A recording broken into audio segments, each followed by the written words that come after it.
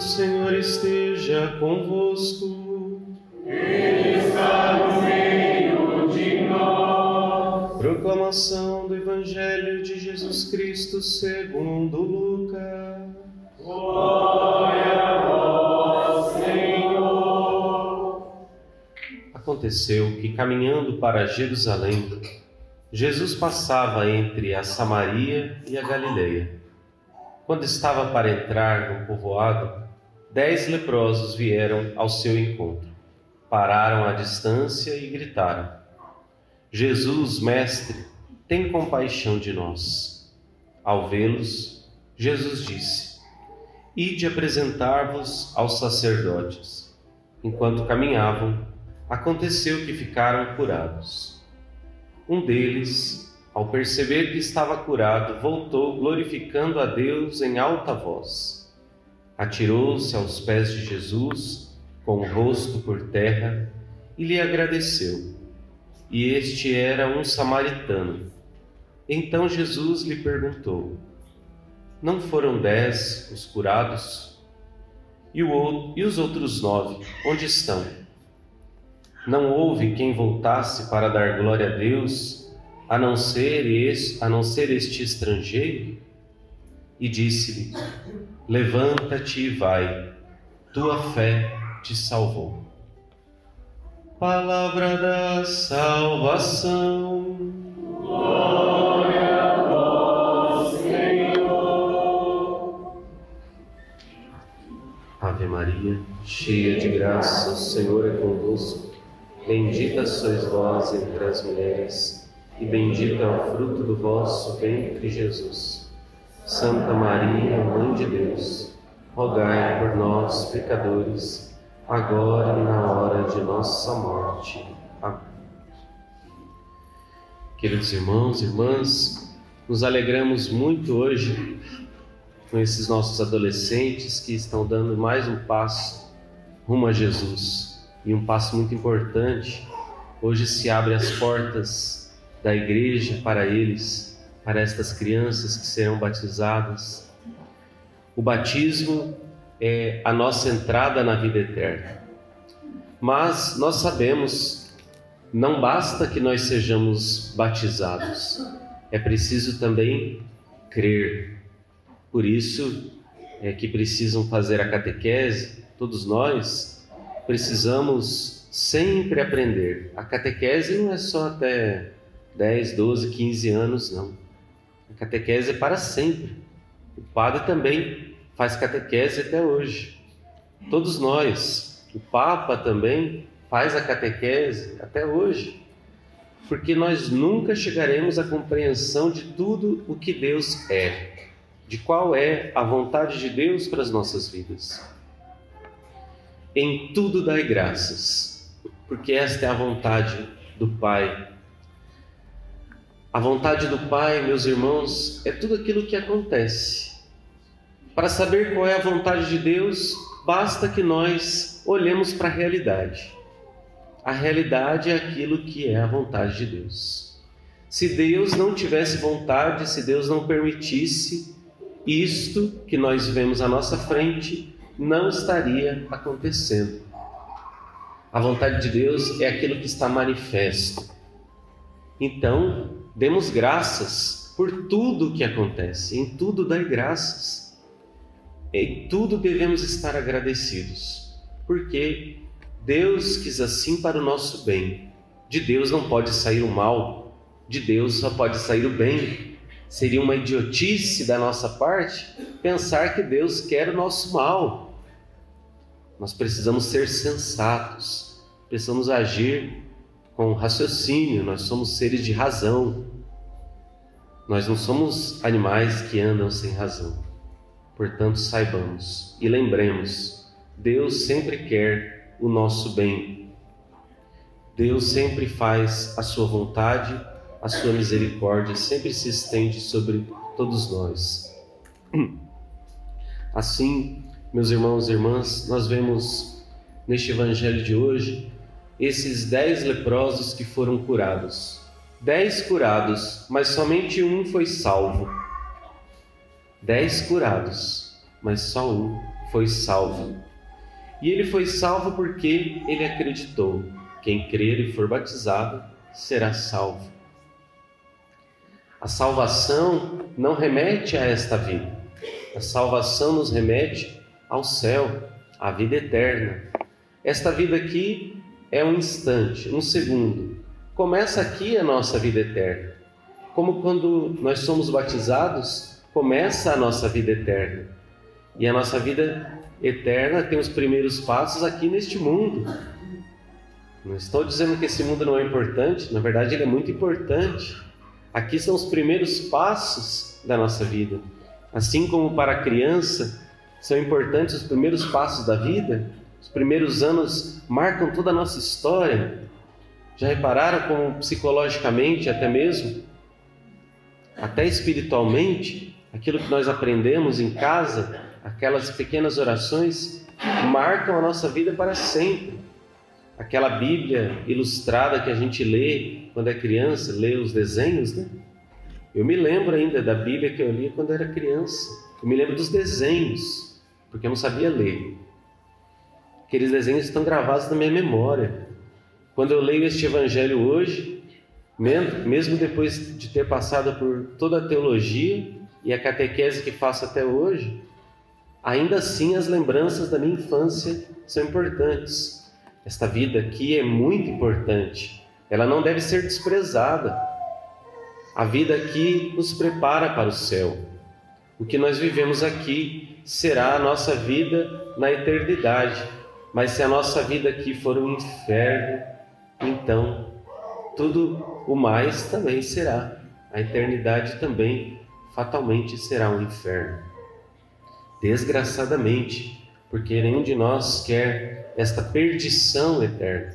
Nós queremos a salvação, nós ansiamos pela salvação. E esses leprosos, eles viviam de uma forma muito isolada, eles não tinham uma vida social. A sociedade deles foi arrancada deles, a família foi arrancada deles. Às vezes uma família toda pegava a lepra, né, uma doença altamente contagiosa. Não se refere aqui somente à doença da lepra, mas as lepras eram as doenças de pele que eram contagiosas. Então, aquelas pessoas viviam isoladamente e tinha um protocolo a ser seguido. E esse protocolo era dado pela lei de Deus, pela própria palavra de Deus, para o bem de todos. Aquela pessoa contaminada, ela não poderia ficar no meio dos outros, senão ela poderia contaminar a eles. Nós vivemos isso há pouco tempo, não é? Quando alguém pegava o Covid, ninguém nem chegava perto da pessoa. E eu vi casos de pessoas que até mesmo depois de ter sido curada, então os vizinhos e amigos demoraram muito para ir conviver com essa pessoa. Um leproso. O leproso fica distante, fica longe. O leproso não podia se aproximar das pessoas, não podia estar perto do acampamento dos outros, mas ele deveria buscar um lugar de leprosos, ou então viver isolado, viver como um eremita, no meio das montanhas, das cavernas, justamente para não contaminar todos, né? Então, imagina toda a população nessa situação, não teria nem quem cuidasse uns dos outros. Ele deveria sempre fazer algum barulho, ter um sino junto de si, e quando passasse alguma pessoa próxima dele, ele deveria gritar impuro, que ele está impuro. Deveria cobrir a cabeça, a barba, os homens cobrir a barba, para que não chegasse a contaminação e para que fosse identificado de longe, então, aquela pessoa. Assim, então, os leprosos perderam aquilo que o ser humano tinha na sua essência, que é a nossa vida comunitária, estar no meio de outras pessoas, viver com outras pessoas. Isso para nós é essencial, está na nossa essência humana. Afinal, Deus, quando nos fez, Deus mesmo disse: não é bom que o homem esteja só, não é bom que ele viva isolado. Mas os leprosos viviam assim. E como esses leprosos aqui tinham essas determinações dadas pela lei, eles então arrumaram uma sociedade para si. Eles se juntaram na sua lepra. Eles fizeram uma sociedade entre eles de 10 leprosos. Caminhavam juntos e se ajudavam, porque eles estavam presos na mesma desgraça.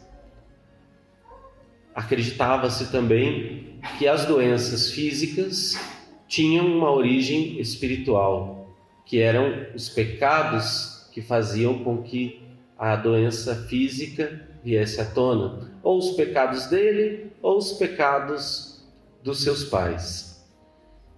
No entanto, nós sabemos, o pecado original traz consigo a morte.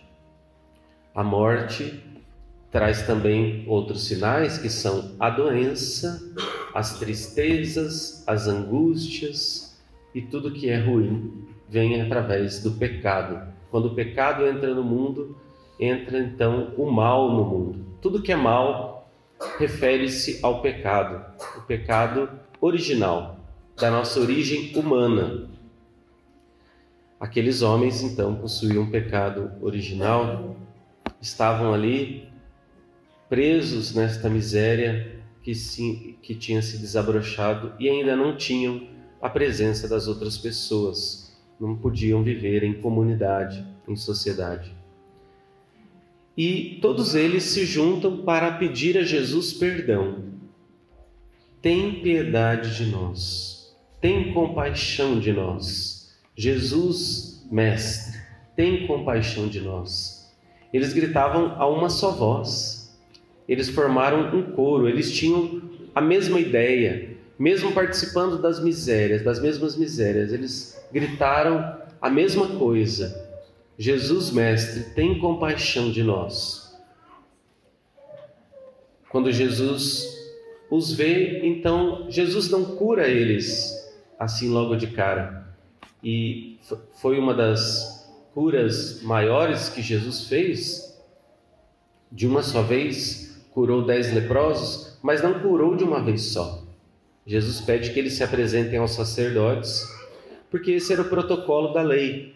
A lei dizia que quando a pessoa fosse curada, o que era raríssimo de alguém se curar da lepra, a pessoa deveria se apresentar ao sacerdote para que o sacerdote desse um certificado de que ele estava curado. Então essa pessoa poderia voltar ao convívio social. Eles acreditaram na cura de Jesus.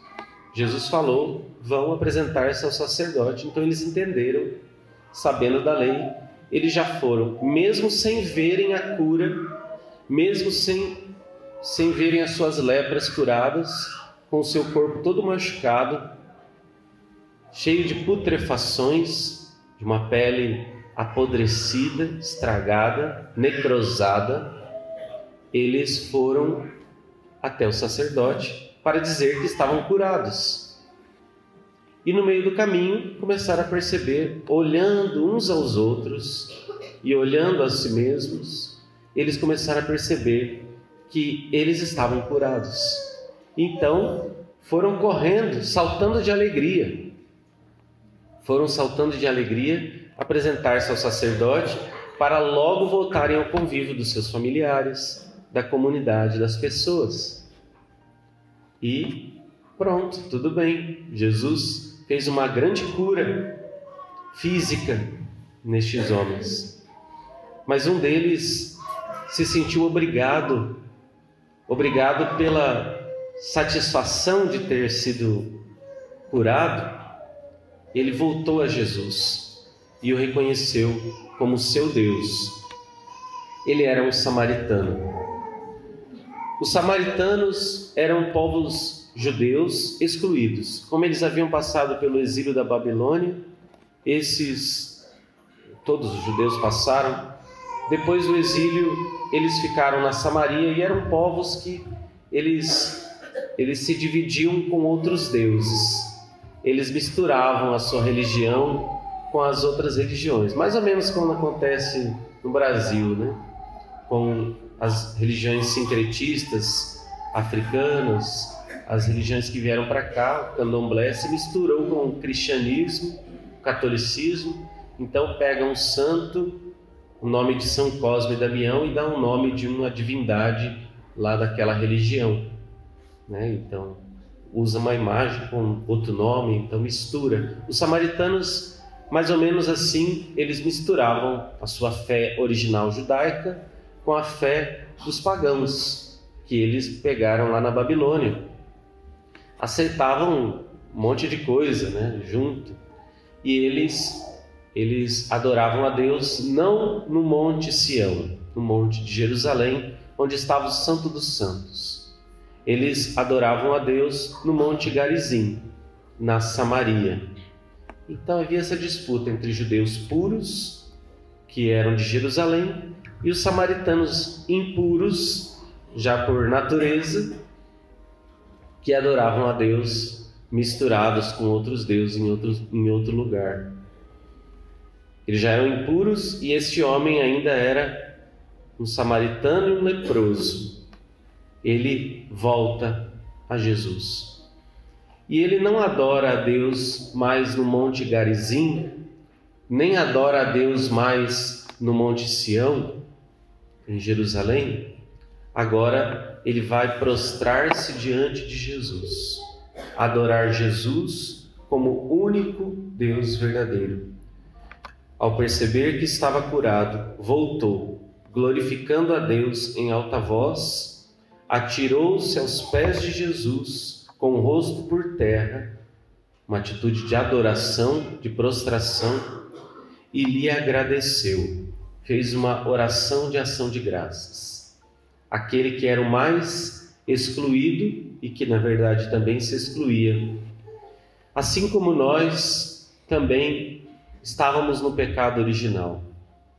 E no nosso batismo nós ganhamos a salvação, que é a cura. A cura para o pecado original é o batismo. O batismo nos dá esta salvação eterna. Assim como o sírio Naamã, na primeira leitura, ele foi instruído a banhar-se no rio 7 vezes, no Rio Jordão, o rio do batismo de Jesus. E ele era um pagão, um sírio, mas ele recebeu esta graça de não mais ficar no pecado, de não mais adorar outros deuses, de agora mudar de vida. E ele, então, agradece como este leproso do Novo Testamento. Nós, meus irmãos, somos estes samaritanos. Nós somos estes leprosos, porque a pior lepra é a lepra da alma. A pior lepra é aquela que pode nos fazer perder o convívio eterno dos santos, a comunhão dos santos. Portanto, nós precisamos deixar que Jesus nos cure de nossas lepras. Claro, nós vamos até o batismo, nós procuramos o sacramento, quando procuram, né? Porque tem gente que acha que não é importante, o sacramento é só um evento social. Nós não vemos a cura assim que ela acontece.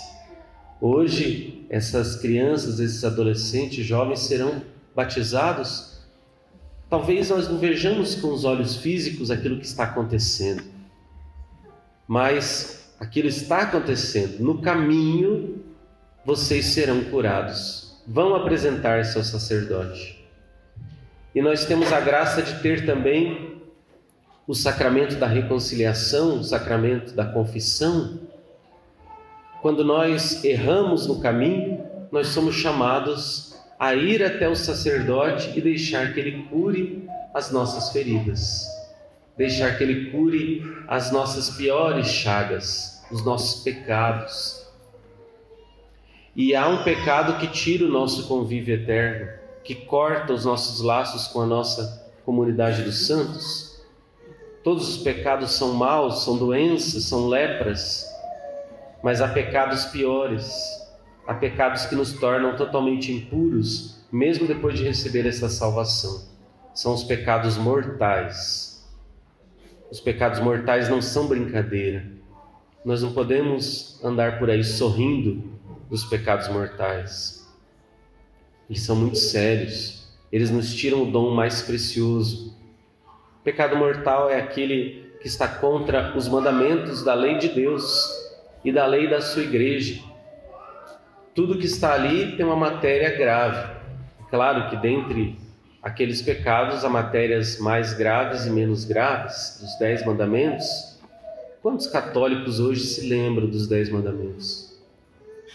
Quantos católicos se lembram dos 5 mandamentos da igreja? Ainda existem aqueles 5 mandamentos e ainda precisam ser cumpridos por nós que somos o povo santo de Deus.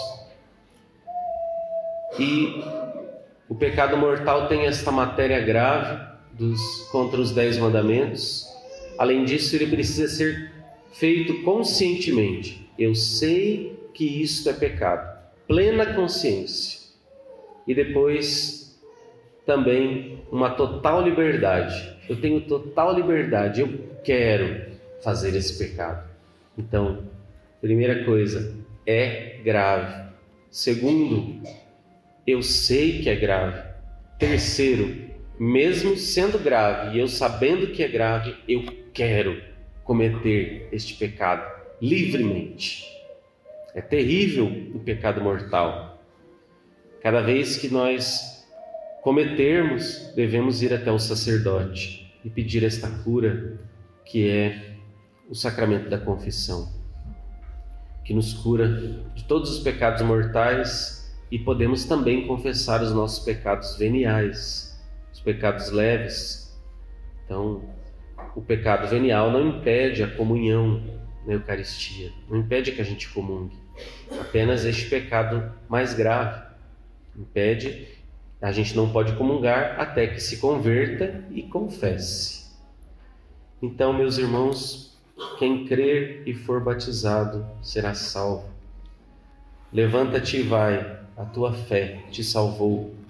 Que nós possamos viver como verdadeiros filhos de Deus, ressuscitados, crendo sempre na vida eterna que o Senhor tem preparada para nós. Louvado seja o Santíssimo Sacramento, para sempre seja louvado.